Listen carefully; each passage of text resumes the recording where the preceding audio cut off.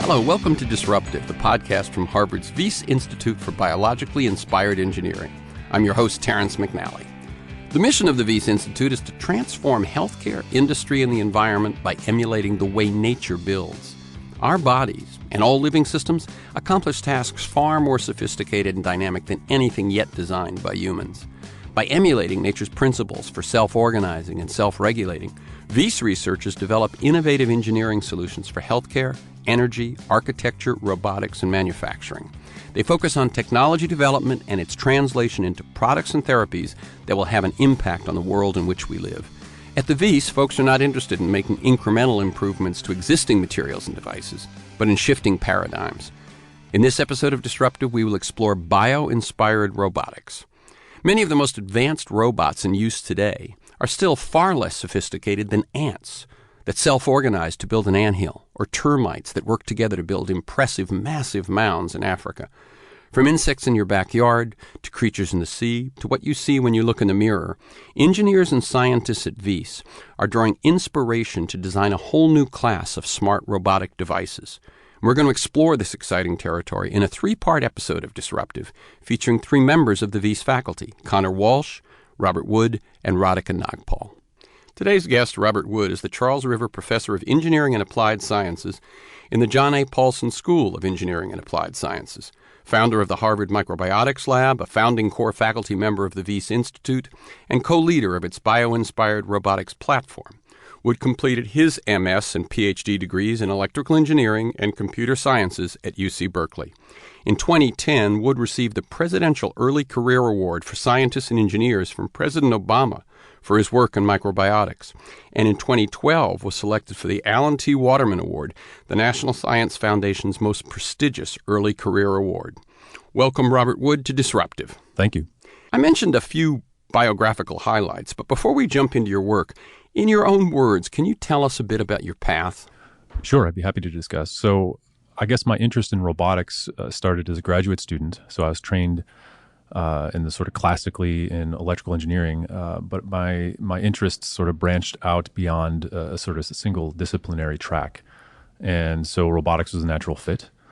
I'm also a tinkerer. I've been, building ever since, Legos and, model airplanes and all of that. All of my model airplanes, ironically, have ended up in the top of a tree. But so with that in mind, and just serendipitously, when I was at Berkeley looking for projects that caught my eye, one was in its infancy, which was this project called the Micromechanical Flying Insect Project that my would-be future mentor, Ron Fearing, was just starting at the time. It turns out to be the predecessor of a lot of the things that we do, in particular in the ROBO-BEE project.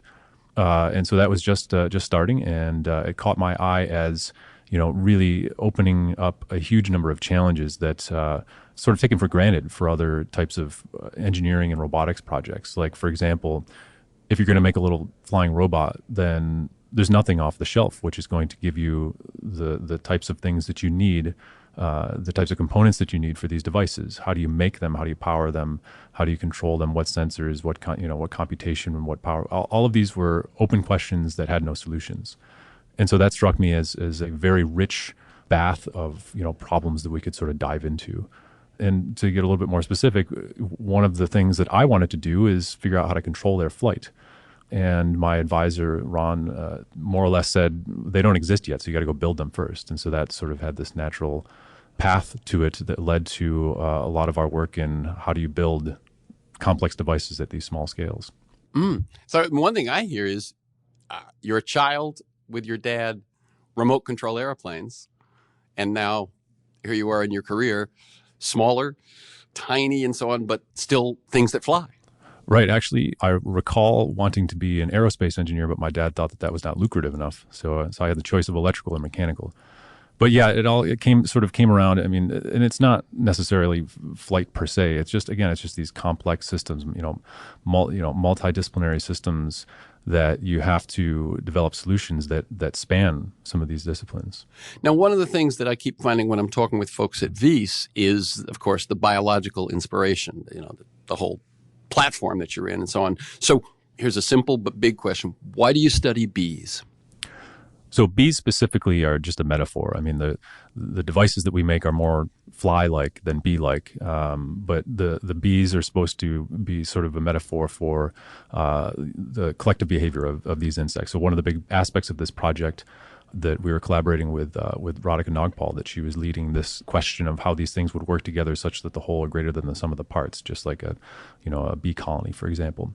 But in reality, what we make are more like flies. Okay, but that aside, why would we look to nature for inspiration? Well, I mean, it's for these types of systems where there's so many unknowns. Like, if you just say, build me something that's 1/10 of a gram that can fly around the room and do something interesting, where do I start? Well, I could start for something that's 1/10 of a gram that can fly around the room. And so that was one sort of anecdotal aspect. The other one was at the inception of the micromechanical flying insect project. My advisor was working very closely with a group of biologists who were just on the cusp of understanding how insects fly, which sounds a little odd that it would have been in the late 90s. We haven't figured this out yet, but they did this remarkable work in really understanding the aerodynamical basis for how flies and other insects achieve the agility that they have.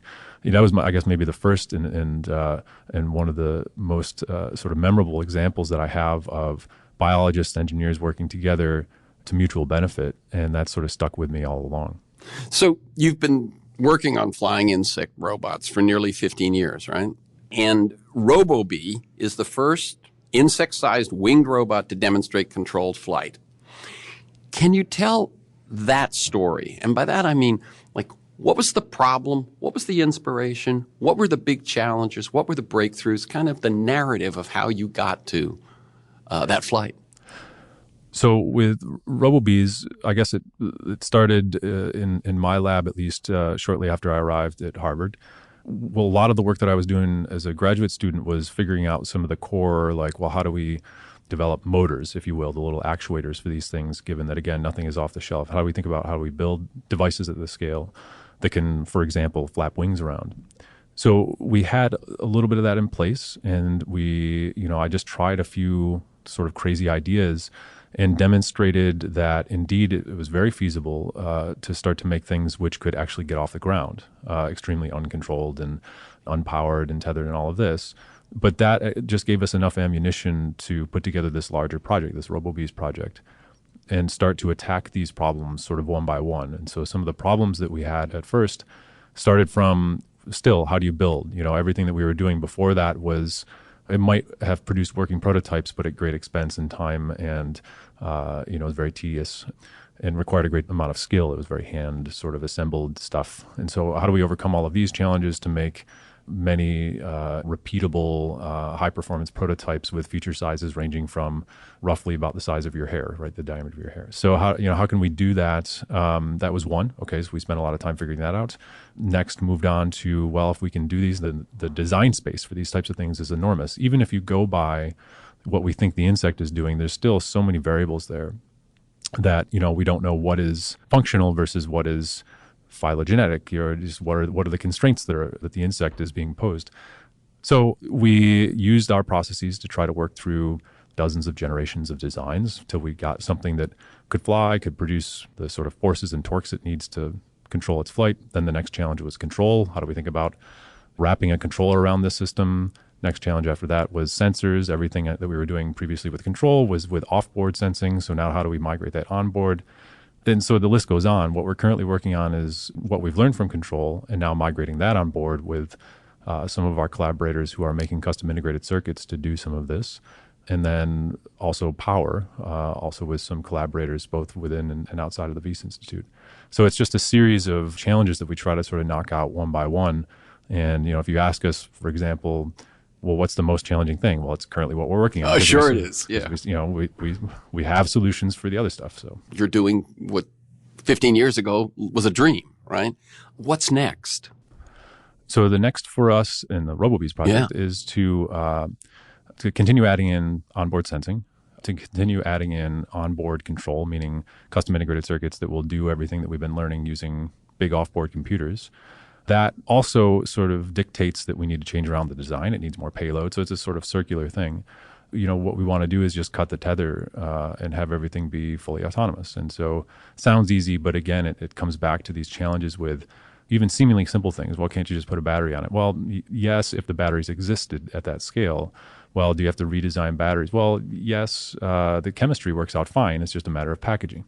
Some of them, like battery packaging, for example, might seem pretty non-academic and at times pretty frustrating. But these are things that we must overcome to achieve that. And I want to talk about potential applications in a second. But if I'm not mistaken, one of the big things was this pop-up assembly. One of the things that you came up with to solve one of these problems along the way may have a lot of other uses and may open some doors. Can you talk about that? Yeah, so we think that's true. So as we were really sort of focusing on how do we build the things, it's not only biology that we look to for inspiration. We look anywhere we can get it, right? So the solution that we came up with for how to build things on small scales took inspiration from folding, so assembly by folding. So imagine, folding a paper airplane. Now imagine folding a paper airplane that has, several hundred or even 1,000 little features in it. Quickly, that's going to become intractable. So another piece of inspiration that we had is from children's pop-up books. So, almost like ship in a bottle cut type things where pull a little string or you push on something or whatever, and out pops this sort of miraculously complex device. And so that sort of paradigm really opened up the possibility of making these things more repeatable from one device to the next, parallelize them, so making 10 or 100 or whatever at once. That in and of itself was enabling for our research, but we also have several other sort of research lines that have come out of that. So one is we just recently got a new DARPA-sponsored program to expand some of these capabilities into microsurgical devices, which, at least on the surface, to us, naively, that seems to make a lot of sense. If you want small scale, you can make small scale articulated, actuated, sensor-embedded structures, then things like minimally invasive surgery probably make some sense to try to explore. So is this, in that regard, is that pop-up first, or are you actually talking about things that you insert them and then they pop up? So it could be either. If you think of pop-up more generically as just deploying stuff, whether it's deploying a final structure that's then frozen into place and then used for something, or the deployability is a feature that you want for entering through small lumens, orifices, whatever, and then expanding into doing some function. Either way, it's all based upon the same sort of principles of these sort of folding-based structures. And as you say, you look to biology, you look to pop-up books, origami, all sorts of things. How does that happen? How does that kind of looking at all these different possible sources of inspiration, how does that happen? How does that take place? In reality, this is the strength of the Wyss Institute, is that, well, how do you solve complex open-ended problems like this? Well, you get good people, that's obvious. You get creative people. You get multidisciplinary influences all around you such that maybe a solution from another discipline sort of lends itself to what you're working on. And really give them both the creative freedom and the sort of the infrastructural resources. We have the ability in lab to create almost literally anything ranging from, over 9 orders of magnitude in physical scale, right? So giving them tools to do these types of things and just create, repeat. The mantra in the lab is build and test and build and test. And you expect most of the things that you're going to build will not work, but you learn from them. And so just with this sort of mentality, the infrastructure, the sort of personnel that we have in the Institute, that's what enables this, I believe. And one of the things which I know got a fair amount of attention in August of 2014, your research group announced the world's first robot that builds itself and performs a function without human intervention, forms itself from a flat sheet into a 4-legged creature that crawls, self-assembly, locomotion. What's the story behind that one? So it's actually an ongoing project. So this is a really fun collaboration with some of our long-term collaborators at MIT who work more on the sort of origami side and in the algorithm side to study things like what can you make just by using folding. And if you prove that you can make something, then how do you prescribe the sort of fold sequence to achieve that? And these sorts of really interesting questions. And then with us, thinking about more on from the manufacturing side, how can we actually build these devices that would then implement these algorithms? And so the robot in this case is not particularly impressive at all. I mean, it's the point is not to build some really cool robot. The point is to embed all of this theory that they've developed for for lack of a better word, universality. Like, what can you build? How can I build something and then claim the techniques that I've been using in this particular demonstration can be applied to generically across, any sort of robot or structure or mechanism? And so what's really interesting about the robot is that it embeds the core elements that our collaborators said are necessary to show this sort of universality. And then it also embeds a method to self-assemble. So those two things are what really got us excited about that. I remember when I first heard that story, one of the things that struck me was the wonderful combination of old and new. Origami, the shrinky-dink. It seems like you were taking advantage of all sorts of existing technologies and approaches, and yet at the same time, it's cutting edge. Talk to us a little about that mix. Yeah, so that's, again, I think part of this theme of we use whatever tools we can. It doesn't have to be something horribly fancy. Like, for example, we were thinking about how we could make devices that would fold themselves. What is the sort of the basis for this folding? What's going to actuate that fold? And there's a lot of options. There's a lot of materials which change their properties if you heat them or shine light on them or whatever you do to them. What fell out as the best solution as a kid's toy is these shrinky dinks, right? So it's just so happens that these materials, the nice thing about these materials, and not just these, but a lot of the other materials we made, they've been already engineered for some other application. So they've already been, thought out how they should be processed, how they should be cut and machined, whatever is necessary to use them. All that's been thought out for us for these things. We don't have to reinvent that. So that's really appealing. And plus they're cheap and, pretty accessible and all of that. You've touched on it a couple of times about the Wyss environment and the collaboration and the, various stimulation and so on. But can you sort of talk about what effect this has on the way you think and approach your work versus perhaps a more academic arena or something like that? Yeah, so becoming part of the Institute, I guess now in retrospect, it was a sea change for me because as I started off at Harvard, I never really thought about what's my IP portfolio look like, right, at the end of the day. In fact, I remember sitting in a meeting, and Don Ingber happened to be there, and this was before the Institute started. And I said something like naively and stupidly as a fresh junior faculty member. Somehow it came up. I said, well, nobody's ever going to care about what patents I have, meaning more like, they're going to care about, what nice papers I write, my citations, all this other stuff. And so he, of course, raised his hand and vehemently objected to this. And so, fast forward several, 5-6 years later, and we really think about this. The Institute has at first forced us, and now we're gung-ho about thinking about translational opportunities and not just sort of letting nice papers like, we have this cool demo of this self-folding robot and we read a nice paper about it. That's great.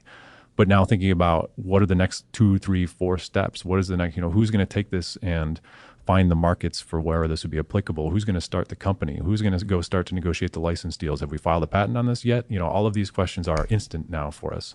And that's a great learning experience for me. But I think it really, it gives back to our students as well at all levels, undergrad through postdoc and higher. It sort of gives them an edge, a mindset that you don't typically get in an academic institution. And that's likely to pay big dividends. Looking at it from the other perspective, what is it you gain that you wouldn't normally have in a commercial institution? The innovative aspect. There's so many pressures. Although I should give a disclaimer here. I've never really had a real job. So this is really totally from the outside looking in. But there's constraints which don't necessarily exist in an academic institution. Academic institutions are supposed to have intellectual freedom, right? You go and if something is of interest is deemed of academic value, then you can go explore that. And that's not necessarily the case in something that's more driven by marketability and profit and these sort of things, right? Of course. Those are obvious statements. So somewhere in between, which is where the Institute lives, is this sort of sweet spot where we still have academic freedom. I can go out and explore topics that I think are relevant or interesting scientifically, but then there will be a team of people behind me just sort of waiting for the technology fallout and, asking, poking me with questions like, so what's this good for? And, how can I use this in a biomedical application? Or, hey, this looks kind of like whatever, so there's kind of the best of both worlds there. What questions right now are the itches you're just beginning to scratch? What's on the horizon for you? So a lot of what we have had challenges historically with, and this is true across, I think, everything that we do, is actuation and power. So for us as roboticists, if we can use, for example, an electromagnetic motor, just a DC motor or whatever, you probably have no reason not to. But if you're in an instance where you can't, whether it has to be something that's so small that motors don't exist, or if it's something that, has to be soft so you can't use metal components, or if it has to be something wearable such that it's too bulky, whatever the application is, then you have very few choices, if any choices. So coming up with solutions there, I'll just draw the analogy of artificial muscle. Okay, so that's one of the two big challenges I see that, whether we like it or not, we are struggling with. And similarly with power, batteries are okay, but they're still orders of magnitude away from hydrocarbons, these sorts of things, which we'd like to get away from. So can we come up with something that sort of pushes that gap closer? And I'll just draw the analogy to fat. So if I had muscle and fat, if I had the engineering equivalent of muscle and fat, I think we could build a much broader spectrum of useful robots than we can today. Muscle and fat. As you were speaking, I found myself thinking biology does everything you're striving to do. And that's exactly what you're saying, isn't it? The closer you can get to biology, the better. Finally, if you could stand in the future 20 to 25 years from now, what would you see? What roles are robots playing in our lives? Yeah, I mean, I think we get in trouble if we speculate too much because, if we're actually starting to undo all of the damage that sci-fi movies have, right? So if there's a robot in a movie, that's not going to end well for the humans. And there's also undue expectations that come along with that. And that's all. That's fine. That's fun. But, so it's hard. I want to be a little bit careful with speculating. But I mean, certainly there's going to be more, not just sort of factory automation, but more household automation. There's going to be and medical automation. So having robots that assist either in the way that, for example, CONOR WALSH is doing with things that you physically wear or things that you just find lying around your house, which assist in cooking dinner or walking around playing with your cat, or whatever it might be. You're going to find a lot more examples of that. And I believe that would be driven a lot by some answers to these basic questions in actuation and power that would really enable greater autonomy for these types of systems. You've been listening to Disruptive Bio-Inspired Robotics. I'm Terrence McNally. My guest today has been Robert Wood. We invite you to listen to the other two segments of this episode with CONOR WALSH and RADHIKA NAGPAL. We'll talk with Walsh about his work with soft and wearable robots that have practical applications from healthcare to the military. Nagpal's team built a swarm of 1,000 robots who can, without direction, organize themselves into the shape of a starfish. And Radhika is as passionate about living a whole life as she is about breakthrough science. You can find both those podcasts at iTunes or SoundCloud. You can also find them at the Wyss site. Wyss is spelled W-Y-S-S, and the site is wyss.harvard.edu. You can also learn more there about the innovative work of the Institute. There's an extensive library of articles and videos. You can also sign up at Wyss, iTunes, or SoundCloud to have Disruptive podcasts delivered to you monthly. My thanks to Seth Kroll and Mary Tolikas of the Wyss Institute, and to J.C. Swadek in production, and of course to you, our listeners. This is our second episode of Disruptive, and if you like what you hear, let us know, and feel free to share far and wide. I look forward to being with you again soon.